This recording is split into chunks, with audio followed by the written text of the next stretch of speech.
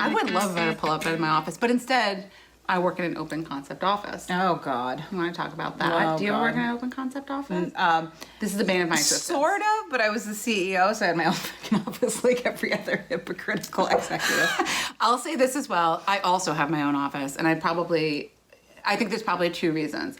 One, I think it's a legacy thing, and two, I think people just want to contain me. The rest of the place looks like an Asian sweatshop. There's like desks all around, and then there's all these You're like waiting for like worker the metal bees. desk with the cigarettes like back in the 50s. I'm waiting for the freaking sewing machines, to be perfectly honest. Right, exactly. I mean, this is supposed to support collaboration. Everybody's sitting there with their like headsets on. With a call from somebody in California. Yes, and the minute that you walk into the room, like all eyes turn on you. I mean, this is like a sensory nightmare for me. Like I want to like actually like throw up when I like walk into this space. So of course it's like the opposite of collaboration. Right. Nobody has you like fill out a questionnaire like, do you have any sensory issues? Are you possibly on the spectrum for autism? Would this office space drive you insane? Does this setup actually inspire collaboration? Because the point is like, that's just what we tell ourselves to make ourselves feel good. And I think what's going to happen is that in probably a few years, people are going to like take a look at like worker wellness. And one of the things that they're going to say is like, you know, our workers aren't as well as we thought they would be. And that's because they're like suffering from this like environment. They've had to hear about Joe's hemorrhoids and Sally's like divorce. I literally listened to somebody fight with their wife every single day for a year. And I went home and then fought with my man because I was like so worked up.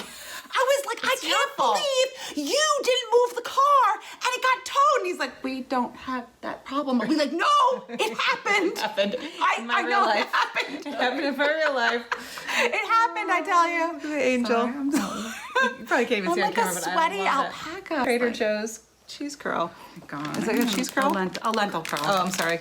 Lentil curl. We're very progressive. It's means very healthy. They're good for you, except for if you eat the whole bag. I have basically in the whole bag. There's nothing that comes in a bag that like rips open with that kind of force and pressure that is healthy. No. Yeah. Potato starch product. That's me.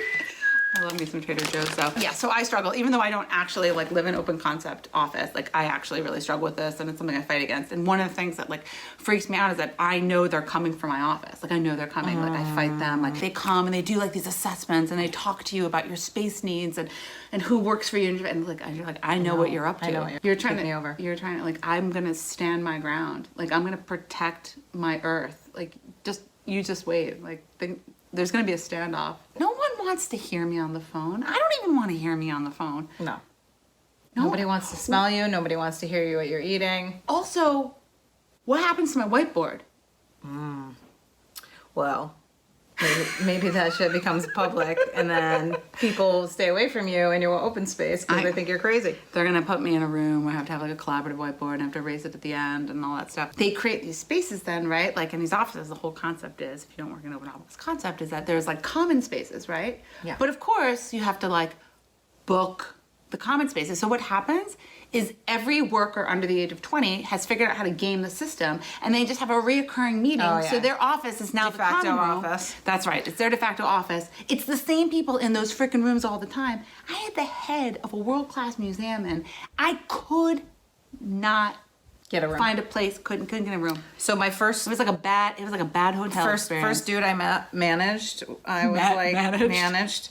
I was Managed, like by the way? 20, maybe 26, 27. He was like 40 something. Oh, that's and fun. he had totally crouched in an office. He squatted. He squatted. He had 3 managers before me who were way older and more professional than me that like didn't do anything about it.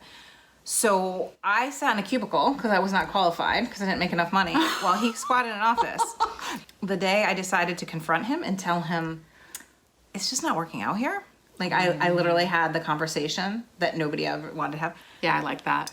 He sat in his office chair and I sat in the other right across from him.